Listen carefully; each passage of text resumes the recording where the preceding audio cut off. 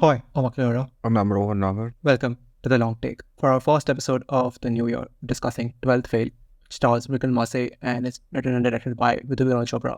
It got a lot of praise from critics and was dubbed like a sleeper hit at the box office. Yeah, what's going on with this movie? Like, what are people falling for?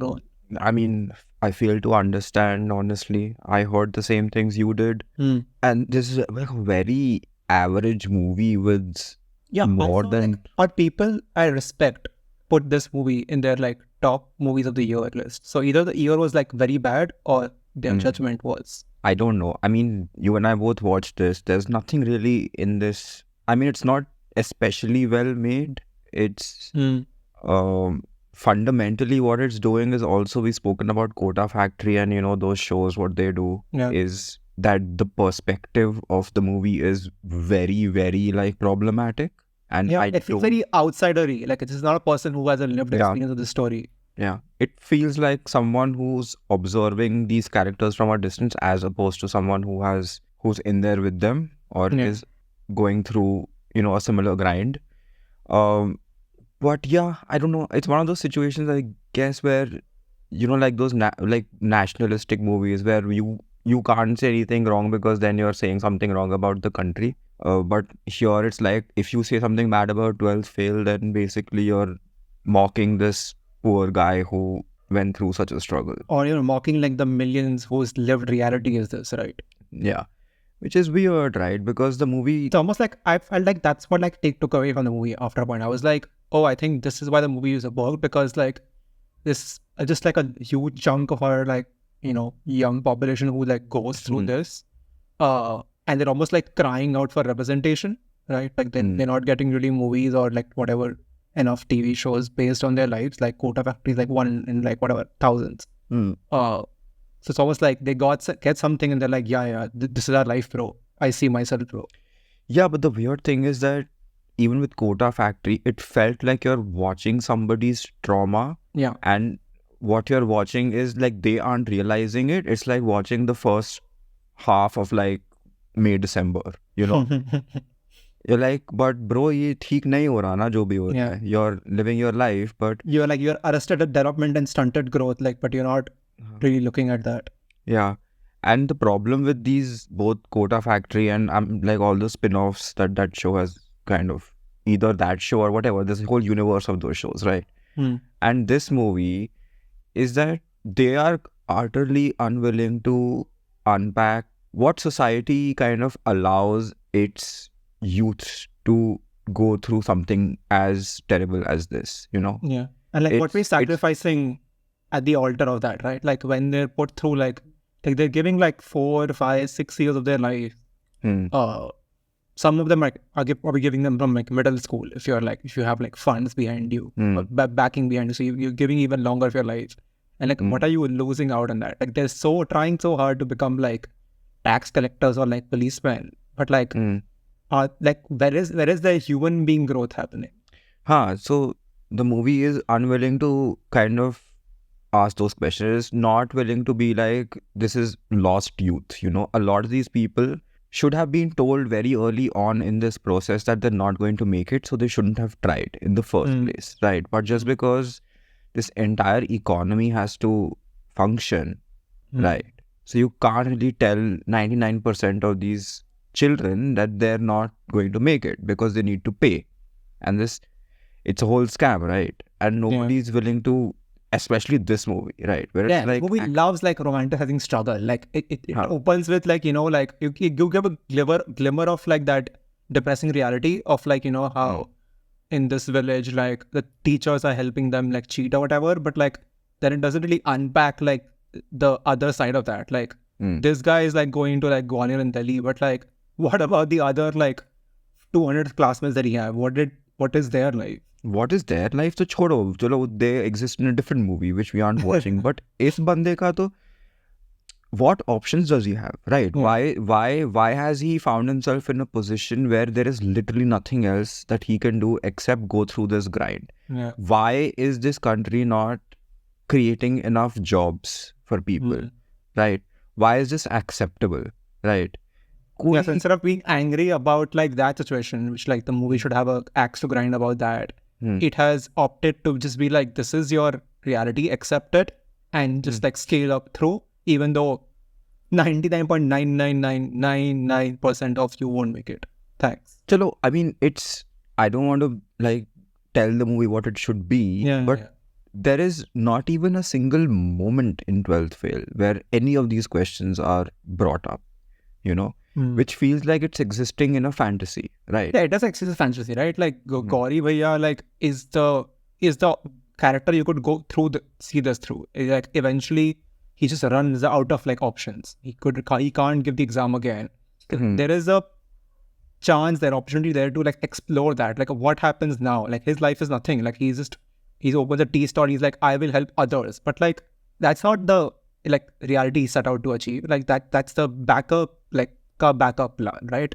And here you are willing to like glorify everything and be like, no, keep struggling. His motto is repeat. Like, what do you mean repeat? Repeat with like what objective and what like to what end? But even Gauri Bhaiya ka jo failure hai, like which is apparent to everybody, right? The movie doesn't see it as a failure. The movie is like, here is this person who didn't achieve his dreams, but he's trying to help other people achieve their dreams. And he's happy. It's not like he's upset or anything in life. Oh no, mera 5 saal barbad, however many years, I have lost. And he hasn't been struck by that reality. He's not given space to be there, right? He is that like, this movie's like wizened old character who has to help the hero on his journey. So he doesn't have space to like have his own like existential crisis, because movie be like, then who will Manoj turn to? But uske upar aise spotlight dala jata hai Gauri Bhaiya pe, and he's like, acha, now you give speech, because now is the moment to give speech. But now is the moment this is like the oh my god to also like rubbing off, right? We will make people who speak English look bad because that's what works in our movies these days. No, but that's a good thing that you brought up. That's one of those things where the movie kind of acknowledges, which is a reality. Like, for some reason, people who understand and speak English have an edge over those who do not. And this happens not only in like these exams, but also like in institutions such as the army. You know what I'm saying? That's just how it is. And chalo, movie acknowledges it, but the way it acknowledges is like as if the whole thing is rigged or something. Right? Instead of being like, ye system hi rigged hai, it's saying that it's run by the elite, which comes like very close to being like conspiracy theory territory. And this version ka better point, it sort of makes like accidentally, or not accidentally, but like half intentionally in the interview scene where like this know that snobbish guy behave like, oh, I will not speak to someone, or I will not like appoint someone if they don't speak English properly. No, but the whole panel is English speaking, which is weird, right? It's not like one of them was Hindi medium who recognizes himself in... But I guess in a way that's making the point of the movie itself, is that they don't allow Hindi medium people to rise up, so that's why the panel itself is English speaking. Oh, rise up se yaad aaya, the movie doesn't exist in a world where caste exists. It's very weird. Like it never touches upon somehow like colorism and caste, which is like half the story or more than half the story. I'm sure like language is a part of it, but there is no way look at your skin color or like don't ask your last name and then try to judge you on that. No, the language is code for caste, right? So the movie, when it says कि इसको ये Hindi medium है, it's saying वो lower caste का है. But the movie doesn't say वो lower caste का है, which is I was waiting like, so you're going to just pretend this whole time for 2.5 hours that we're going to take this in a casteless story. So I mean, these are the thematic issues with this movie, which is very frustrating. But even as like a piece of storytelling, there is nothing to kind of latch onto here, right? Because Manoj as a character, he, after that opening scene when he sees that cop and he's like, nahi, ab se main honest person who I will not cheat, which happens in like the first 10 minutes, pre-credits, right? He doesn't change. For 2 hours, he's the same person who got because that's the movie's, I think, only like I don't know, lesson to impart, right? Is that don't cheat. Don't cheat, but arey bhaiya, but evolve as a person, no, as a human. No, he doesn't need to evolve. Shraddha just loves him for who he is. Like that love story is completely unbelievable. Like where it goes from like she being like, I don't know who you are, I don't care for you, to him like landing up at her doorstep and she's being like, I don't care. And then suddenly 2 minutes later, she's like, wait, I was going to call you and say I love you. I'm like, what? When did this happen? Why did this happen off screen? Make it happen on screen. Like, give me one scene. Scene to aate nahi likhne na. Like, he turns up at that, the first meeting is obviously at that fancy, whatever, like coaching institute thing. Like, there's no dialogue there. It's all like plot driven. Second scene between them is at that library. And like, none of them can really talk. They're both like, this dude can't talk to like women, that women can't talk to men. And it's just like, I'm like waiting, I'm struggling. I'm like, please give me some honest dialogue here. And this like, they can't. No. And I mean, he just remains like unflappably like optimistic throughout. You can't push him. It's almost like he had a woman had a child with like Abdul Kalam's like book. That he is the progeny of that. He is that like he's literally wings of fire personified. I don't know. So, I mean, for me, that's very boring, right? I mean, a lot of people might watch this and be like, wow, what an inspirational man, you know. Which is what everyone clearly has fallen for. Yeah. It's as if everybody's like Narayan Murthy or something watching this. Everyone's like, yeah, work 70 hours, no, work 110 hours. But nobody's like, why is this person working in a chakki for like... Because that's again like romanticizing struggle, right? Like, a moment that happens, I think after that moment, until the end of the movie, at least 4 times, either his friend Pritam or some other person, like dad or some Shraddha, keep saying chakki worker, atta chakki worker. Like that's the, like they've latched onto that and they're like, this is how we keep repeating to like remind you of like the level of the human being. Yeah. And we see him in that space, you know, it's kind of dehumanizing. Yeah, it's very... But then the movie... not dehumanizing. There is... Like, I'm not wrong with this, right? There is brown face going on here. Yeah, there is. Of course, there is no way Vikrant Massey looks like this. No, they've lied about it. What they've said this is basically like 30th fail Hrithik Roshan all over again. The industry fails to learn from itself. No, but they've lied. No, they've gone around and said that Vikrant Massey he's basically soaked in the sun for 3 months. What? Which no actor is going to purposely burn himself. No, his PR like agents won't stand for that. Like, go have sunburn every day, bro. Have fun. First of all, that's dangerous. Don't do that. Exactly. You know? And like second thing, they will kill your Bollywood career after this movie. But I don't know. I mean, it's obviously brown face, whatever. They shouldn't do it. But you know, the brown face kind of reminds me of one thing, and I don't know how to articulate it properly. You know how there's like this stereotype of black people, or at least there used to be in those really early like 30s 40s era mein jo picture ban rahi thi. It should be like the magic person in the movie. Yeah, you're on the right. Yeah, that's where I'm getting at. Not exactly the magic person, but just like someone who's like always smiling, entertaining, laughing. They're there to basically like assuage your guilt about like, you know, making them slaves for 200 years. Yeah, so essentially they're shown as like fools, like, you know, dim-witted fools. Yeah.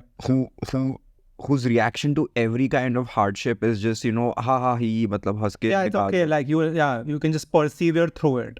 So I continuously felt this movie mein that's how Manoj is shown. Even though they were constantly looking down on him. Constantly looking down on him. Okay, look at this poor chap. Look at yourself. You're so privileged, but look at this poor guy. Yeah. You know? Literally like in the dark, in an atta chakki, and he was already brown faced. Now he has atta on him, a layer of it. Things that they keep mentioning, the layer of dirt, the layer of like atta all the time they get a moment. And obviously then like to counteract that, they've cast like the most like fair actress they could find in opposite him. Just to highlight the color difference, because like that's how you show, that's how you show people who are like underprivileged. They look darker than us. It feels like we exist in a different world in India, you know, especially when like movies are concerned, where we watch something that should be outrageous on many levels. Chalo, storytelling level to humne baat kar li hai ki it's very boring to watch this one person go through the same thing over and over again without every hardship is like standard like the struggle like Slumdog Millionaire type story, you know, like rags to riches, like he's trying, like struggling and like waiting for his chance, like montage डाल दो हो गया.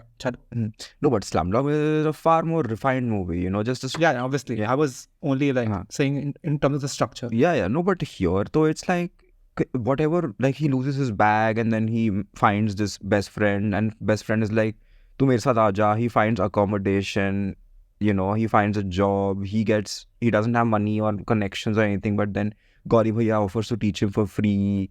Gauri Bhaiya offers him accommodation. Gauri Bhaiya is like, to come. All those things happen, right? But you don't feel them because you don't feel like you're struggling along with this person. You're feeling like you're watching this guy.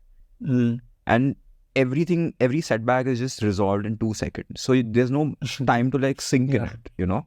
Like they just have like too much to like, they want to like, for some reason they want to show like, I don't know, multiple years clearly because he has to keep failing for 4 years until he gets to interview. So the time compression feels like insane, right? It's Because like, I'm sure you can't take the exam, I'm guessing, more than once a year, right? I would imagine so. So like years pass in like minutes. Entire years pass in minutes. He goes from like one palladium to the next palladium. I'm like, oh, अभी तो हुआ था ये. तो एक साल गया बीच में. कुछ नहीं हुआ इसके character के साथ. You know that one scene where he shows up, of the many people that he just randomly shows up dinke door pe, there's that one guy, right, the English speaking, the guy who topped and then he became like some IAS person. Right.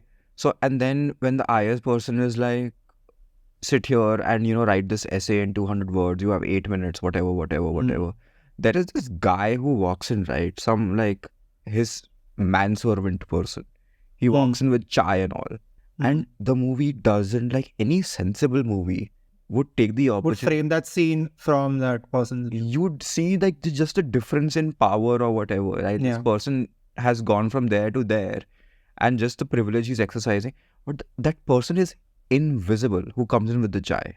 You don't even see his face. The film is outsiders view, no? That's why the director does not see that person. Exactly.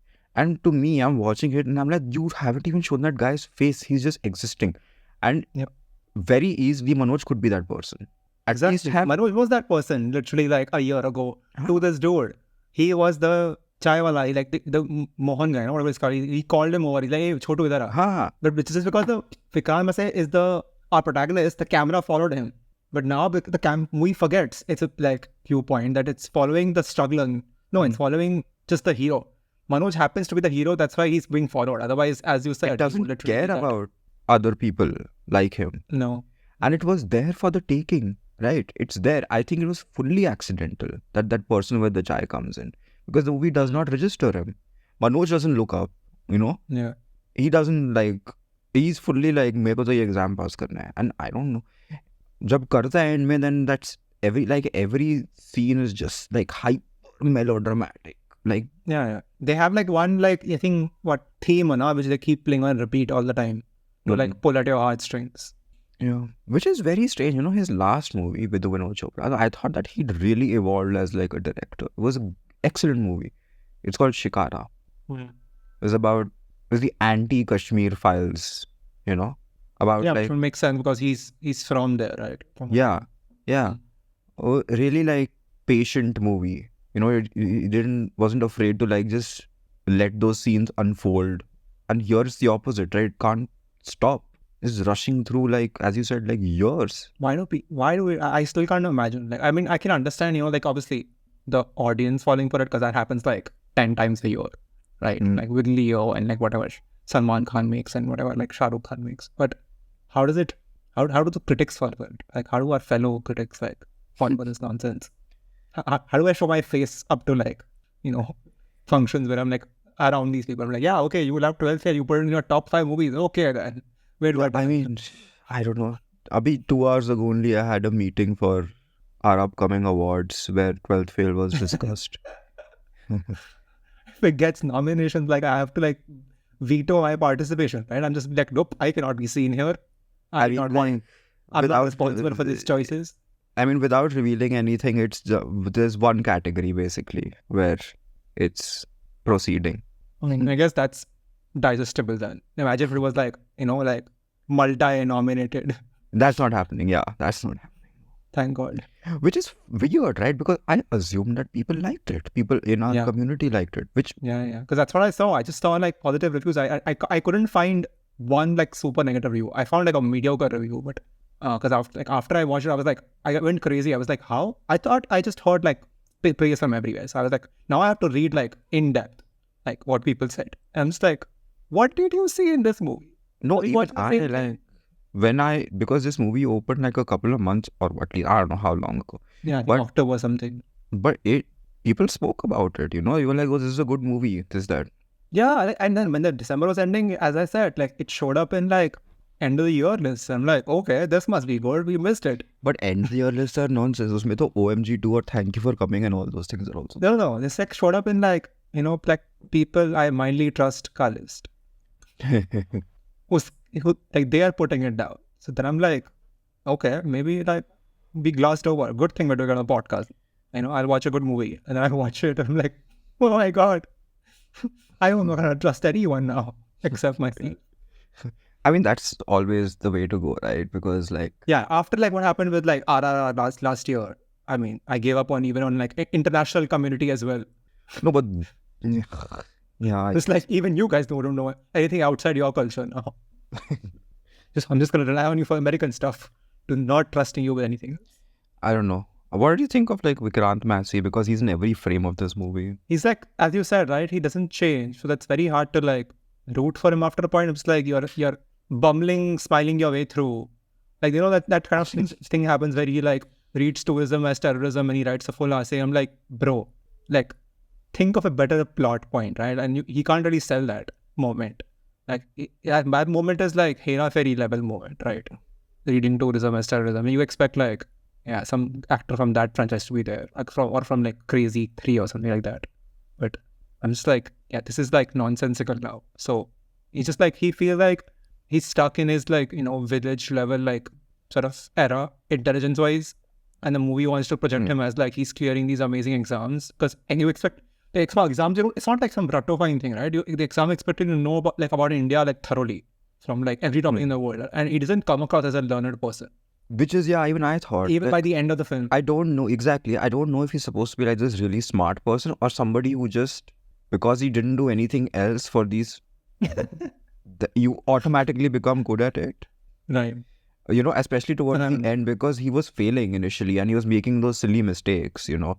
Yeah. But then once Gauri Bhaiya was like, nee, you forget all the work and you just focus on padhai, then, matlab, see, I'm not... Then in 1 year, he has read everything and become like Tolstoy. Pata nahi. So we still don't know. But anyway, I'm sure that there is a really moving true story. No. Obviously, I'm not denying that at all. Yeah. I'm sure like the real life was like 10,000x better.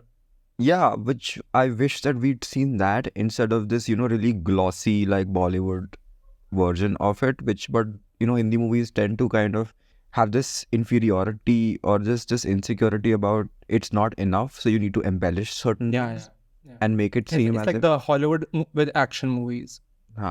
So it's not like, you know, you focus on those small setbacks, like aaj khana nahi mila, you know, aaj where do I sleep?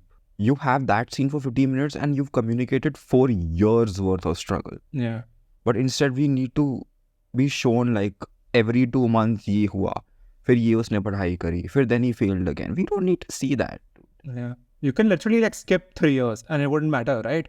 Yeah. You can show me him failing prelim 1 or maybe like passing prelim like, so passing mains like once.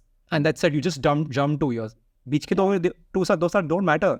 If nothing else happened in his life, that's what you're saying, if literally nothing else happened, if Shraddha also is not around, he's just angry at her or she's angry at him, don't show them.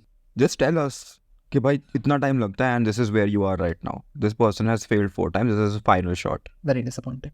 The movie and like how people have read it. So disappointing on 2 levels. But we're kind of used to that, aren't we? No, I'm used to like the audience. I guess like even the critics are used to it, right? Like that happened what Satya Prem Katha was the last one. Of course we are. We're used to it. Every week we talk about things that a lot of people have had very different opinions about. So time to move on. Yep. That's all for this episode of The Long Take. You can follow us on Facebook, YouTube, Instagram, and Threads at The Long Take Pod. You can write to us at thelongtakepod@gmail.com.